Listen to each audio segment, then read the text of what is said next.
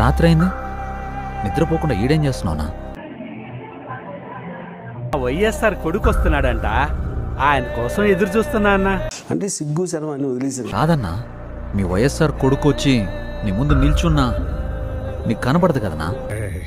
ఈ టైంలో నన్ను ఇరిటేట్ చేయకు.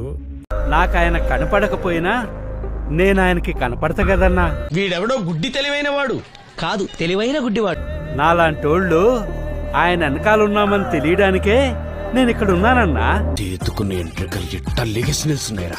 ఉన్నదంతా పోయినా పర్వాలేదు అని తెగించిన జగన్ లాంటోడితో యుద్ధం చేయడం మనకే నష్టం. అబ్బా ఏం వాడకవయ్యా అబ్బో. చరిత్ర నన్ను గుర్తుపెట్టుకుంటుందో లేదో నాకు అనవసరం అన్నా. విన్నా కూడా నేను ఎందుకు బతికే ఉన్నాను.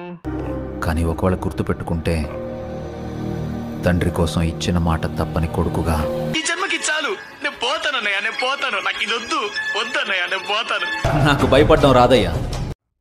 నాలో ఉన్న రౌడీ నిద్ర లేకపోద్దురా ప్లీజ్. చిన్నపిల్లలరా మీరు.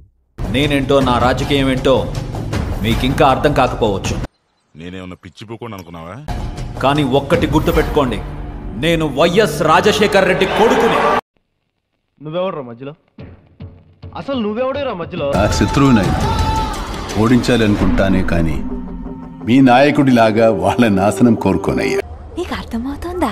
ఇంత చెప్పిన తర్వాత కూడా మీకేం అర్థం కాకపోతే just get the hell and heaven sir.